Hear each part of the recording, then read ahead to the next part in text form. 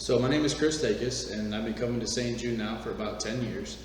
And the reason I chose to go through the RCIA program and become Catholic was basically because the big reason is my family.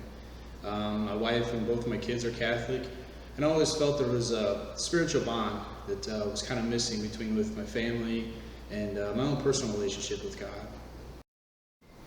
My name is Lynn Kazmerzak, and I was not raised Catholic. I went to a Methodist church, and the only reason we went to the Methodist church growing up was because it was right down the street. So growing up, I did have a close relationship with God. I always felt close to Him, and I had great memories growing up with mission trips, great friends, and youth group. And I had a strong faith, but when I met my husband back 46 years ago, he was Catholic. And I decided I would go to classes with him, which I did, and discovered that I really felt called to become Catholic and join him in his faith.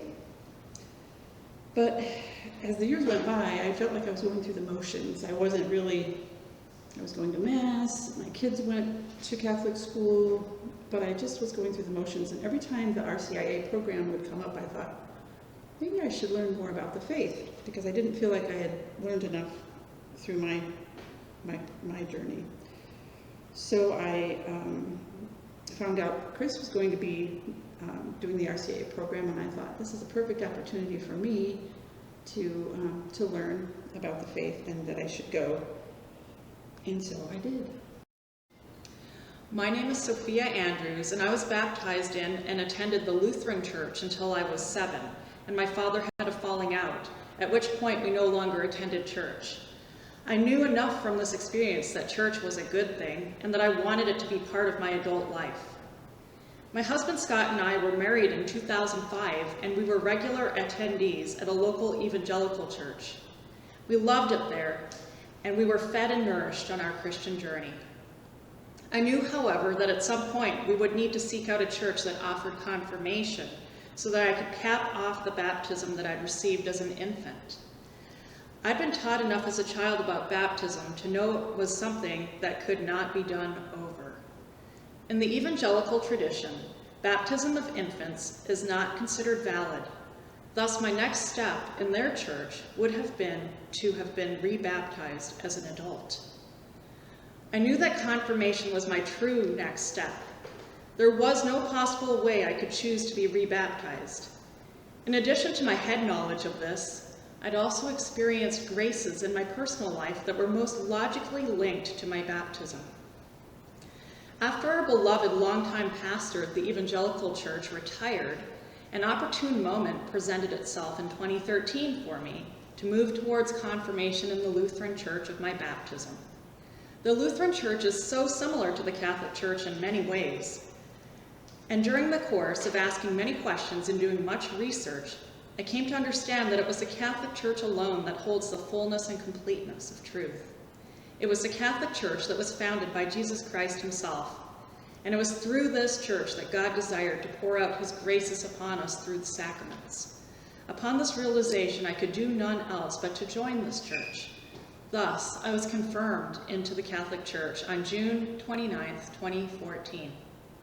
I decided to help with RCIA classes as my husband Scott made his own journey into the Catholic Church, and I wanted to walk with him intimately through this process. Besides, I love theology and especially Catholic apologetics, and RCIA is a great way to immerse oneself in this. Scott and I stayed on as helpers as long as we could for subsequent years of RCIA classes. I loved sharing my faith journey with others and learning about each of their fascinating journeys. It was inspiring and stimulating to engage in discussion and learning together and to experience the intimacy and personal connection that comes with a small group setting. Even after doing this for several years, I learned or took something new away from each and every class.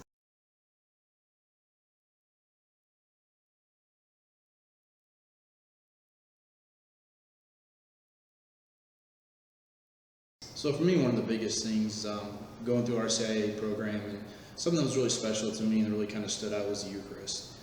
just how special that was and how meaningful that was being Catholic and going through that process. Being raised as Baptist and going through and having communion at our own church back then, and it just felt like it wasn't the same. And coming here and going through everything and learning more about it has made me want to learn more about the Eucharist and just how cherished and how special and how meaningful that it is to be able to go through that and to experience that. Well, for me, when I became Catholic 46 years ago, the thing I found special was no matter where we were, no matter where in the United States we traveled, I could go to church and feel like home. It was always so special. It meant so much to me to be able to go wherever we were, to go to church and feel like that's where I belonged. But this time, I did feel a new appreciation for the Mass. I felt like relearning the scripture about Jesus establishing this sacrament for us at the Last Supper.